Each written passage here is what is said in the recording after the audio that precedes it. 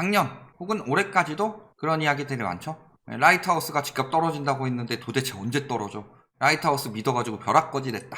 뭐 이런 이야기들 하면서 다 틀린 이야기를 하고 있다 라고 하고 있는데요. 틀린 이야기를 했나요? 집값 하락은 천천히 나타난다. 그래서 타성기간이 있기 때문에 당장 나오지 않을 뿐이고 나머지 부분에 대해서도 상승론자들이 헛소리 하던 것들 다 맞춰가지고 지금 되고 있죠. 그래서 그런 이야기를 좀 해볼까 합니다. 우리가 그렇게 다 틀렸으면은 집값 안 떨어지고 있어야 되죠. 이런 거 있어요? 뭐 무주택자 벼락거지, 기본 논리, 수요 공급의 원리. 수요 공급의 원리를 늘 이야기를 했다. 당위성, 영상을 보고 말을 해라. 당위성이 아니라 집값이 이렇게 거품이 껴요? 그럼 뭐가 줄어요? 수요가 줄어요. 예를 들어서 5억짜리 집이 있다. 100명이 살 수가 있죠. 이게 10억까지 올라가요? 그러면은 30명밖에 못 사죠. 15억까지 올라간다. 10명도 못 사요. 이게 수요 공급의 논리예요.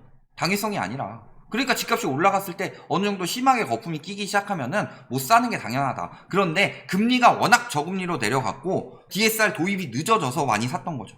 그 다음에 왜곡된 정보로 인한 투기 심리. 이건 당연하죠. 왜곡된 정보로 인해 투기 심리로 해서 영끌족들 막 올렸는데 지금 현재 상황 어떠냐.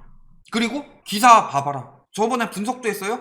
부동산 시장에 이해관계가 있는 전문가들이 80% 이상이 언론에 출연하고 있고 실질적으로 상승을 많이 논의하는 경제지나 뭐 3대 언론사 이런 데를 가서 보면요. 집값 상승에 대한 기사는 엄청 많이 나오는데 하락 시기에 하락에 대한 기사는 거의 나오지 않고 집값 하락으로 검색을 해봤을 때 기사량이 확 줄어든 것은 물론이거니와 그 기사량 중에서도 60, 70%는 하락하고 있지만 바닥 찍었나? 하락 심리 끝났나? 하락 찍고 이제 다시 상승? 이런 기사들이었다. 어째서 음모론이냐? 분석까지 했는데. 순둥이 같은 뭐 라이트하우스 영상 막 벼락거지 최악의 길. 왜 이렇게 보지 말라 그럴까요? 잘 생각해보세요. 자, 집값이 계속 올라가는데 더 올라가기 전에 내가 빨리 사야 되죠. 그러면요. 경쟁자가 없는 게 좋지 않아요? 돈 되는 정보는요. 안 알려주는 게 상책이죠. 나만 벌어야지. 집값 올라갈 거면요. 쌀 때 여러 채를 샀다가 언젠가 사람들이 느껴서 올라갈 때 그때 팔면 되는 거죠. 그런데 왜 자꾸 저렇게 공유를 하고 라이트하우스 보지 말라고 하고 보면 벼락거지 된다고 하고 왜 계속 그런 이야기를 할까요? 간단해요. 다단계 논리예요. 내 다음 사람. 자, 다단계나 폰지 사기가 뭐예요? 나만 사가지고 내가 계속 사면 올라가는데 내가 팔면 다시 떨어져요. 그럼 누구한테 팔아야 돼요? 다음 사람한테. 내 걸 사줄 다음 사람들을 끌어들이기 위해서 계속 저런 이야기를 하는 거다. 자, 라이트하우스가 올림픽 선수촌을 샀대요. 올림픽 선수촌을 사고서 왜 하락론을 이야기를 해요? 이거 해봤자 얼마나 번다고. 그러니까 상식적으로 논리가 맞지 않는 이야기를 굉장히 지들이 논리적인 척 이야기를 하고 있는데 조금만 생각해봐도 저 인간은 머가리가 진공상태구나 뭐 이런 걸 느낄 수가 있죠. 틀린 말만 주구장창하고 라이트하우스 벼락거지 맨날 이런 이야기하고 있죠. 자, 그래서 틀린 말만 주구장창했나? 저희가 2019년 초창기에 한 얘기가 뭐예요? 가계부채 다이어트를 해야 된다. 가계부채 굉장히 위험하다. 근데 그 굉장히 위험한 게 더 매우 굉장히 위험해졌습니다. 그래서 이번에 터지면 굉장히 큰일 나죠. 그래서 결국에 어떻게 돼요? 원래 이거 2019년에 터지고 있었죠. 터지고 있었는데 코로나로 인해서 이제서야 다시 터지는 거예요. 그만큼 더 크게 터질 수밖에 없죠. 그러니까 지금 글로벌 금융위기 때요. 서울 아파트 거래 청건대 3개월 나왔어요. 근데 지금은요. 청건대가 거의 1년 조금 안 되게 가고 있죠. 거의 작년 말부터 11월, 12월, 1, 3, 4, 5, 6, 7, 8은 아직 아니니까 8개월 가고 있네. 2월은 왜 뺀 줄 알아요? 2월은 청건대에서 안 나와서 800건대 나와서. 그 다음에 양적 긴축 늘 강조했었죠. 미국에서 2015년 11월부터 금리 인상을 들어갔고 2017년 11월부터 양적 긴축에 들어갔다. 그래서 우리나라는 너무 뒤늦게 따라갔지만 2017년 11월부터 금리 인상 들어갔고 18년 11월에도 또 금리 인상 들어갔다. 이게 세계적인 추세다. 그래서 이번에 떨어지고 있는데 세계적인 추세로 양적 긴축 들어가고 있기 때문에 매우 위험하다. 코로나 터져서 다시 풀었죠. 지금 양적 긴축 얼마나 해요? 이때보다 훨씬 더 강력하게. 그 다음에 지금 3연속 자이언트 스텝 이야기가 나오고 있습니다. 이런 부분에 대해서 저희는 늘 이야기를 했죠. 자, 전문가들 작년 말에 뭐라고 그랬어요? 올해 공급 부족 굉장히 심각하니까 올해 집값 오른다. 많이 올려봤자 금리 2%까지밖에 안 올라갈 거다. 저희가 이야기했죠. 최소 3%는 올려야 된다고. 인플레이션 굉장히 심각하다고. 미국 양적 긴축 장난 아니게 될 거라고. 계속 이야기를 했는데 결국에 어떻게 됐어요? 인플레이션 심각해졌고 미국이 작년 12월 연준 회의 때부터 매파로 바뀌었다. 2023년에야 올린다는 금리를요. 올해 들어서 자이언트 스텝을 2번 하고 빅스텝 1번 하고 자이언트 스텝을 또 한대요. 예측했어요? 상승론자들? 그 다음에 8월 전세 대란 없다고 저희가 그렇게 이야기 많이 했습니다. 자, 뭐라고 그랬어요? 전세 가격은 임대차 3법이 아니라 금리 영향을 받았다. 그래서 임대차 3법이 7월 31일 날 시행이 됐는데 전세 가격 상승세는 5월부터 나타났다. 5월에 무슨 일이 있었죠? 우리나라에서 3월, 5월 두 번 금리를 내리면서 20년. 이때 제로금리 찍었죠.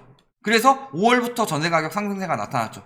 그래서 5월에는 금리 떨어져서 올라갔다고 했다가 6월에는 617 때문에 전세가 올라간다고 그랬고 7월에는 710 때문에 전세가 올라간다고 했다가 8월부터는 임대차 3법 때문에 전세가가 올라간다고 언론에서 선동하기 시작했다. 그런데 저희가 뭐라고 그랬어요? 금리 때문에 올라가는 거다. 그리고 20년 8월부터 시중금리가 올라가고 있는데 임대차 3법 선동이 워낙 심하니까 지금은 상승세처럼 보이지만 시중금리가 계속 올라가고 있고 기준금리도 조만간 올라갈 것이다. 따라서 8월에는 전세가가 오르긴커녕 오히려 떨어질 것이다. 또 한 가지 이야기. 전문가들이 거짓말을 하고 있다. 20년에 임대차 3법 때문에 전세가 오른다고 했죠? 그 이유 뭐예요? 갱신 수요 때문에 매물이 감소하면서 전세가가 올랐다. 그런데요 22년엔 뭐라고 그래요? 전세대란 이야기하기 전에 갱신 매물이 나오지만 이 갱신 수요들이 증가하면서 전세가가 오를 것이다. 전혀 반대되는 이야기를 마치 같은 이야기처럼 하고 있다. 이쪽엔 수요 감소 매물 감소였고 이때는 매물 증가 수요 증가예요? 그러면 이때 매물이 감소해서 전세가가 올라갔다면 이때 매물이 증가하는데 왜 전세가가 떨어진다는 이야기를 아무도 하지 않느냐. 같은 전문가가 모순되는 상황을 똑같이 이야기를 하고 있다. 그것에 대해서도 지적을 했었죠. 어떻게 되고 있어요 지금? 깡통 전세 확산, 역전세난, 전세가 하락. 지금 8월인데 GTX 호재 거품이라고 늘 말씀드렸죠. GTX가 그만큼의 효과가 없다. 지방인데 왜 GTX 안 타도 갈 수 있는 서울보다 가격이 더 올라가느냐. 특히요 진짜 지방이나 자족시설 없고 지금 막 올라간다고 하는 강원도 쪽에 춘천 한번 봅시다. 춘천 같은 경우는요 거기에 이제 상권 활성화시키고 하는 수요가 뭐냐, 대학 수요예요. 그런데 교통이 발달을 하죠. 그러면요 거기 가가지고 원룸 살고 해야 되는데 원룸도 안 살고 거기 왔다 갔다 해가지고 거기 상권도 이용 안 해요. 그러면 오히려 박살나는 거예요. 교통이 무조건 좋다고만 생각하죠. 그리고 GTX 자체는 아직 들어오지도 않았고 들어와도 메인 교통이 되기에는 일단은 가격도 비쌀 테고 배차 시간도 길 테고 땅속 깊숙이 박히기 때문에 왔다 갔다 하기도 힘들고 여러 가지 생각해 봤을 때 GTX 지역이 저렇게 오를 이유가 없다. 거품이다. 늘 이야기했고 지금 다 그대로 이루어져 가고 있죠. 부동산 시장은 뭐가 있다? 타성기간이. 얼마나 번개불에 콩을 볶아 드셨으면은 오늘 로또 샀는데 내일 발표되길 바라는 거예요? 부동산 시장은 타성기간이 있다고 그렇게 이야기를 했는데도 귓구녕에 가래떡을 박으셨는지 알아듣지를 못한다. 틀렸다. 당위성만 이야기한다. 무슨 당위성이에요? 다 분석해서 이야기한 거고 자료 다 갖다 놓고 이야기하는데 당위성은요 서울이 공급이 부족하니 무조건 집값이 오른다. 이게 당위성이지. 공급이 왜 부족해요? 인구가 감소하고 있는데 건물은 계속 늘어나요? 주택은 계속 늘어나죠. 근데 왜 공급 부족이에요? 가구수가 늘어난대요. 1인 가구는 집 못 사요? 대부분 월세 살아요? MZ세대 1인 가구 60%가 월세예요? 가구수가 늘어나서 집값이 올라가요? 아니죠. 집값이 올라가서 규제가 강화되니까 가구수가 늘어난 거죠. 인간관계도 분석할 줄 모르는? 그냥 믿고 싶은 거면 믿으니까 그렇게 되는 거예요. 지금 현상 그대로 일어나고 있다. 공급 부족 아니라고 그랬죠? 공급 부족 통계, 서울 아파트 입주 물량, 부동산 119라. 왜 이렇게 바뀌느냐. 굳이 요런 기사 아니더라도 문재인 정부 때 인허가 착공 준공이 MB 정부랑 박근혜 정부보다 문재인 정부 때 더 많았다. 그런데 박근혜 정부 때까지는 공급이 부족하지 않았는데 문재인 때 공급이 부족했다. 이게 이상하죠.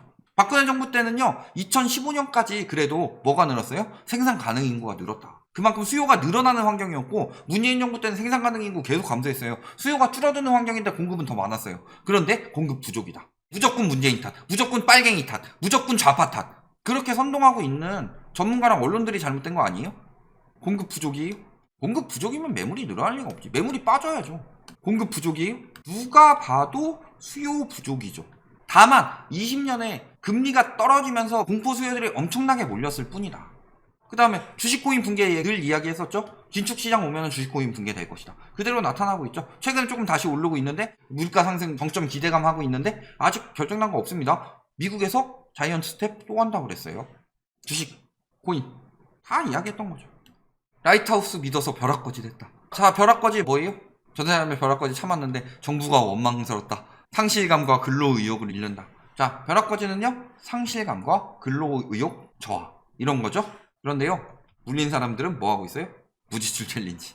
벼락거지 된 사람들은요 집값이 저렇게 올랐는데 나는 돈을 못 벌었어. 상실감. 그러네요. 벼락거지 면하고 영끌한 사람들은 어떻게 됐어요?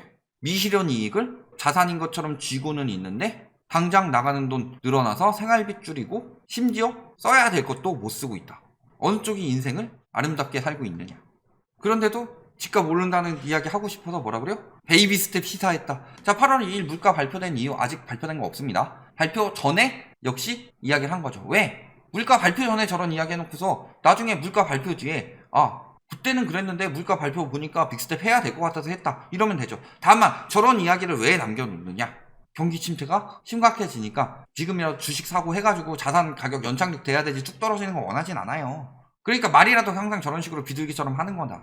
충격 완화돼서 금리 인상 조정론 제기 뭐 이런 식으로 해서 지금 완화하는 것처럼 말하고 있다. 완화하고 있는 거 맞아요? 완화한다고 칩시다. 베이비 스텝 밟으면은 이자가 줄어요?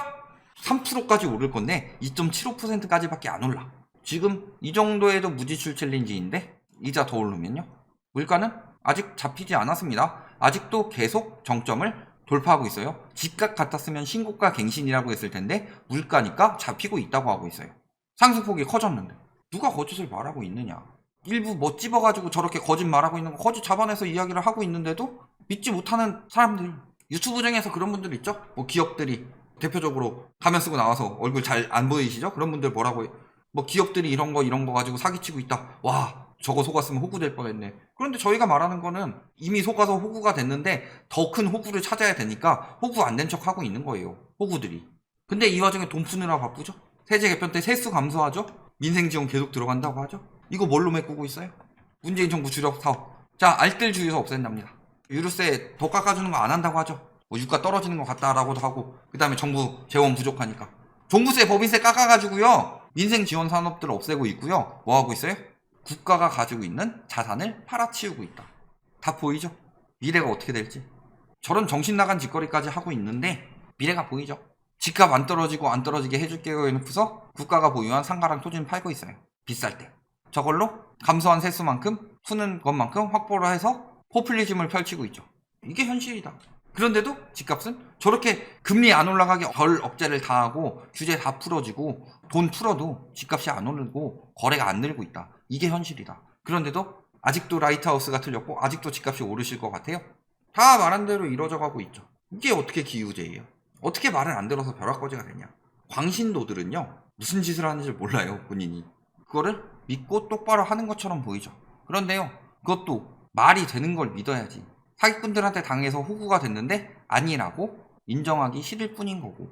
그러니까 우리에 대해서 온갖 음해를 다 하죠. 가본 적도 없는 동네에서 집을 사고 아내도 자식도 없는데 아내와 자식에게 이미 증여하고 있고, 우리가 이야기해서 이런 방법들을 써서 저들이 피해가고 있다. 그거 우리가 그러고 있대요. 왜?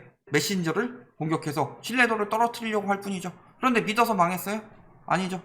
못 믿고 산 사람들이 망하고 있다. 2020년에 사가지고 2021년에 누가 팔았어요? 거의 못 팔았어요. 다 박살났어요. 잘 생각해봐라. 믿어서 망했는지 못 믿어서 망했는지. 여기까지 말씀드리겠습니다.